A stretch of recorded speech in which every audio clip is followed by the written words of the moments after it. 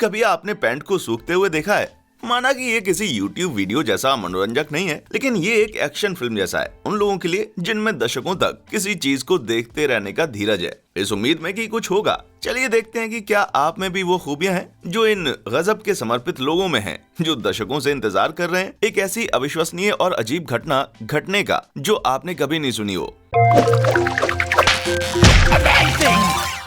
आप जो देख रहे हैं वो है पिच ड्रॉप प्रयोग। 91 साल पूरा करने पर यह सबसे लंबा चलने वाला वैज्ञानिक प्रयास बन गया, जिसकी पुष्टि गिनीज वर्ल्ड रिकॉर्ड करता है। 1927 में ऑस्ट्रेलिया की क्वींसलैंड यूनिवर्सिटी के प्रोफेसर थॉमस पर्नेल ने अपने विद्यार्थियों के सामने ये साबित करने का निश्चय किया कि कुछ पदार्थ जो ठोस लगते हैं वो असल में अत्यंत गाढ़े द्रव्य होते हैं। इसके तहत उन्होंने एक तपाया हुआ पिच नाम का पदार्थ एक फनेल में डाला जो सील की हुई थी, ताकि वो पदार्थ उसमें 3 सालों तक ठंडा ही रह जाए। पिच उन प्राकृतिक या निर्मित विस्कोलास्टिक पॉलीमर्स को कहा जाता है जिनको पौधों, पेट्रोलियम, कोयले या फिर डामर से अर्जित किया जाता है। पिच के कुछ रूपों को डामर या एस्फाल्ट भी कहा जाता है। यदि इस पर हथौड़ा चला जाए तो बिल्कुल कांच या टाइटल जैसा हश्र होगा और ऐसा लगेगा जैसे कि ये ठोस है। तो सार ये है कि प्रोफेसर पर्नेल ने डामर के एक टुकड़े को गर्म किया और एक फनेल में ठंडा होने के लिए छोड़ दिया। फिर 1930 में प्रोफेसर पर्नेल ने फनल को काट कर उस मजेदार पिटारे को खोल दिया।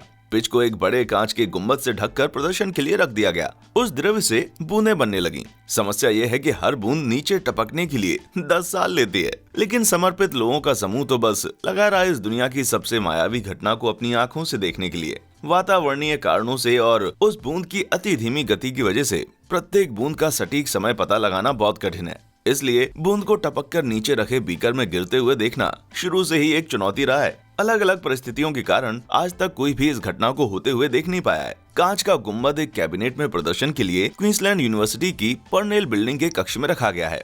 ये कमरे की हवा का तापमान, नमी और दबाव से प्रभावित होता है। बूंदें हर 8 साल में एक बार टपकती रही हैं, लेकिन 7वीं बूंद के बाद 1988 में जब उस इमारत में एयर कंडीशनर लगवाई गई तो परिस्थिति बदल गई। कमरे का औसत तापमान कम हो गया, जिससे बूंद की प्रक्रिया धीमी पड़ गई। आज की औसत दर की गणना के अनुसार अब हर बूंद को बनने में 13 साल लगते हैं। ये प्रयोग इतना महत्वपूर्ण है कि कई लोग इसके अभिरक्षक हैं। 1961 के दूसरे अर्ध में प्रोफेसर जॉन मेडरस्टोन ने इसकी जिम्मेदारी ले ली और 52 सालों तक इसकी निगरानी करते रहे। वो पिच गिरते हुए देखने वाले पहले व्यक्ति बनने के बहुत करीब थे जब 1988 में 7वीं बूंद गिरी, लेकिन प्रोफेसर मेडरस्टोन एन उसी समय एक्सपो 88 से अपनी कॉफी लाने बाहर निकले और जब लौटे तो देखा कि पिच गिर चुकी है। इससे ये सबक मिलता है कि जीवन के बड़े रहस्यों को समझने के लिए अपनी कुछ आदतों पर काबू करना चाहिए। अफसोस कि प्रोफेसर मेडरस्टोन अगस्त 2013 में एक स्ट्रोक के चलते चल बसे और कभी बूंद गिरते हुए नहीं देख पाए। तब से इस प्रयोग के अभिरक्षकों ने इस प्रयोग की वीडियो रिकॉर्डिंग की कोशिश की,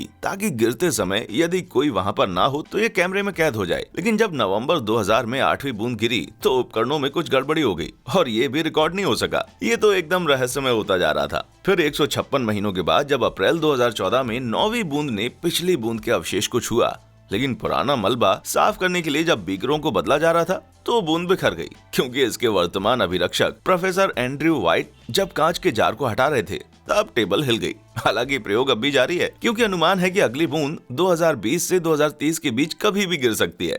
इस समय ये प्रयोग अपनी 10वीं बूंद पर पहुंचने वाला है, लेकिन फिर भी किसी ने उसे आज तक कमरे में मौजूद होकर गिरते हुए नहीं देखा। फिर भी इस प्रयोग को मॉनिटर किया जा रहा है, दिन में 24 घंटे, हफ्ते में 7 दिन, इंटरनेट लाइव स्ट्रीम द्वारा, जो कि 35,000 लोग 160 देशों से रजिस्टर होकर देख रहे हैं। हर साल इसमें हजारों लोग और जुड़ जाते हैं। औसतन लोग एक समय में इसे देखने में आधा दिन लगा देते हैं और सबसे ज्यादा देखने वाला व्यक्ति न्यूयॉर्क से है, जो कि अब तक 491 घंटे बिता चुका है अपनी आंखें स्क्रीन पर गाड़ कर इसे देखने में। हालांकि लोग ऑनलाइन देखते हैं, लेकिन आगंतुकों को कैमरे पर देखा जा सकता है जब वे पिच के साथ अपनी तस्वीर ले रहे होते हैं, इस उम्मीद से कि वो दुर्लभ घटना उनके सामने हो जाए।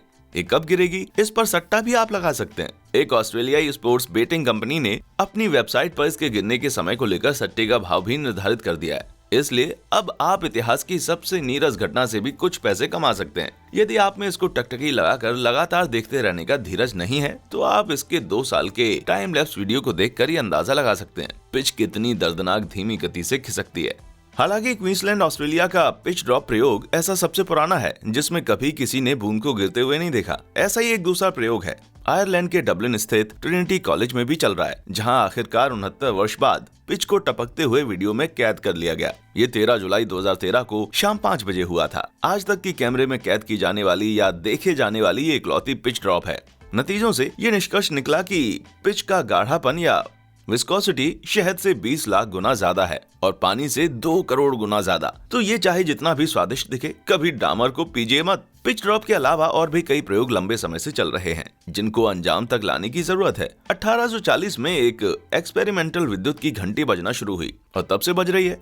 क्लैरेडॉन लेबोरेटरी के फायर में, जो ऑक्सफोर्ड यूनिवर्सिटी में है, ये घंटी बनी है 2 सूखे वोल्टाइक ट्यूब से, जो एक तरह की बैटरी है और सल्फर की एक विद्युत रोधक परत से जुड़ी हुई है। हालांकि इसे गिनीज बुक ऑफ रिकॉर्ड्स में सबसे ज्यादा चलने वाली बैटरी माना जाता है। इन सूखे पाइल्स के संघटकों को जाना नहीं गया है, फिर भी शोधकों को घंटी खोलने में डर लगता है, क्योंकि ये उस प्रयोग को बिगाड़ देगा जो ये पता करने के लिए है कि ये कितना लंबा चलता है। ये अंततः तब बजना बंद हो जाएगी जब इसका क्लिप पर घिस जाएगा या फिर इसकी विद्युत रासायनिक ऊर्जा खत्म हो जाएगी। कुछ ऐसे पल भी आए थे जब ये घंटी बजना बंद हो गई थी, लेकिन कुछ ही समय में ये फिर से शुरू हो गई। यदि आपको एक टिकाऊ अलार्म घड़ी चाहिए तो याद रखिए, इस घंटी में स्नूज का बटन नहीं है। ये 180 सालों से बज रही है और अब तक 10 अरब बार टन टन टन टन कर चुकी होगी। लगता है यूनिवर्सिटीज को अपने लंबे चलने वाले प्रयोग को अपने फायर्स में प्रदर्शित करना पसंद है। ये एक घड़ी है जो कि डुनेडिन न्यूजीलैंड की ओटागो यूनिवर्सिटी के फायर में रखी हुई है। इसे बेवर्ली क्लॉक कहते हैं। इस घड़ी में अद्भुत बात यह है कि इसमें आखिरी बार चाबी भरी थी 1864 में। इसके जनक आर्थर बेवर्ली ने। तब से ये सिर्फ वातावरण और तापमान में बदलावों से ही चल रही है। इसके अंदर एक सीलबंद बक्सा है जो दिन भर में बैरोमीटर के उतार चढ़ाव से फैलता और सिकुड़ता रहता है। ये डायफ्राम को धकेलता है, जिससे घड़ी चलती रहती है। तापमान में 6 डिग्री सेल्सियस के बदलाव से 1 पाउंड का वजन 1 इंच तक उठ जाता है और जब ये नीचे आता है तो घड़ी को चलने की ऊर्जा देता है।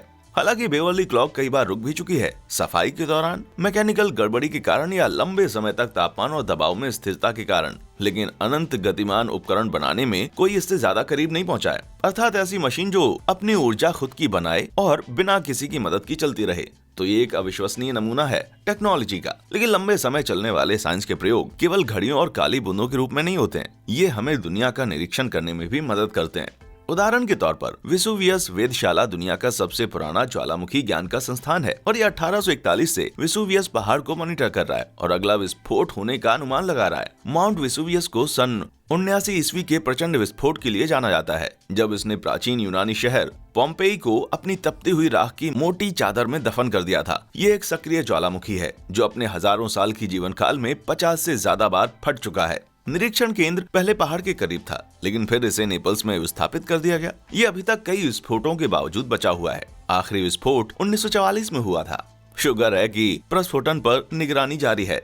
एक और लंबा वैज्ञानिक प्रयास जो अभी तक चल रहा है वो है अंकुरण का प्रयोग, जो वनस्पति शास्त्री विलियम जेम्स बेल ने 1879 में शुरू किया था। ये निर्धारित करने निकल पड़े वो कि क्या बीज लंबी निष्क्रियता के बावजूद अंकुरित हो सकते हैं या फिर नहीं। उन्होंने 20 बोतलों में रेत के साथ विभिन्न पौधों के बीजों को मिश्रित करके भर दिया और बोतलों को उल्टा करके गाड़ दिया ताकि उनमें पानी ना घुस सके। वो हर 5 साल में एक बोतल खोदकर निकालते और उसमें से बीज निकालकर मिट्टी में गाड़ देते, ये देखने के लिए कि वो अंकुरित होंगे या नहीं।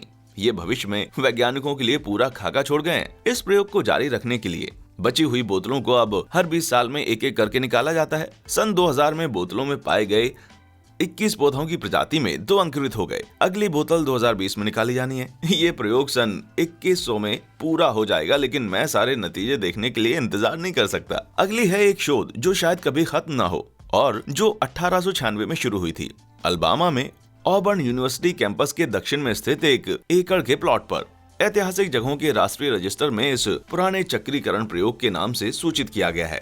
इसके हिसाब से कपास और फली की फसलें एक कपास फसल को हमेशा के लिए पोषण दे सकती हैं, क्योंकि फली मिट्टी में नाइट्रोजन का प्रसार करती है। कपास की अगली फसल के लिए 1896 तक कपास उत्पादकों को कपास की पैदावार एक जैसी उत्पन्न करने में कठिनाई आ रही थी, क्योंकि फसल मिट्टी के सारे पोषक तत्व खींच लेती थी। Professor J.F.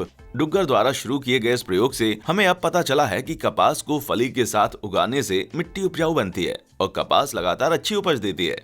चलिए अब एक लंबे चलने वाले मेडिकल शोध को देखा जाए। फ्रामिंघम हृदय शोध 65 साल से भी ज्यादा लगातार चलने वाला एक प्रयोग है। डॉक्टर थॉमस डॉबर द्वारा 1948 में शुरू किया गया। ये प्रयोग नेशनल हार्ट इंस्टीट्यूट के निर्देशन में चलाया गया। इसका मकसद था कार्डियोवैस्कुलर बीमारियों को जन्म देने वाले समान कारकों को पहचानना। यह अमेरिका में मृत्यु का सबसे बड़ा कारण थी। मैसाचुसेट्स के फ्रमिंघम शहर के 5209 पुरुषों और महिलाओं को भर्ती किया गया और हर 2 साल में उन्हें विस्तृत मेडिकल चेकअप के लिए लौटना था। 1971 में शोध के तहत अगली पीढ़ी के हिस्सेदारों को शामिल किया गया, जो मूल समूह के 5124 लोगों के वयस्क हो चुके बच्चे और उनके जीवन साथी थे। अब वे भी इस मेडिकल प्रयोग का हिस्सा बन गए। 1994 में एक दूसरे समूह को लाया गया जो समूह में भिन्नता ला सके और सूचना एकत्रित की जा सके, और 2002 में मूल हिस्सेदारों के नाती पोते भी शोध में शामिल कर लिए गए। इस अध्ययन से इतने सालों में कुछ महत्वपूर्ण बातें पता चली हैं, जैसे 1960 में ही पता चल गया था कि सिगरेट पीने से हृदय रोग की संभावनाएं बढ़ जाती हैं, और जिसे हाई नॉर्मल ब्लड प्रेशर कहते हैं, उससे कार्डियोवैस्कुलर बीमारियों का खतरा बढ़ जाता है। इस अध्ययन का लक्ष्य है लगातार शोध करते रहना और नई चिकित्सकीय जानकारियों का पता लगाना हमारे शारीरिक और मानसिक स्वास्थ्य के बारे में, ताकि कार्डियोवैस्कुलर बीमारियों का खतरा कम हो जाए या टल जाए। ये मेडिकल टीम और संपूर्ण फ्रमिंघम शहर द्वारा किया हुआ महान कार्य है। मैं तो डॉक्टर के पास सालाना मेडिकल अपॉइंटमेंट के लिए भी नहीं जा सकता। तो आपको कौन सा प्रयोग सबसे ज्यादा रोचक लगा, और मुझे बताइए ऐसी किसी चीज के बारे में जिसके लिए आप बहुत लंबे समय तक रुके हों लेकिन कभी देख ना पाए हों। अगली मुलाकात तक देखने के लिए धन्यवाद।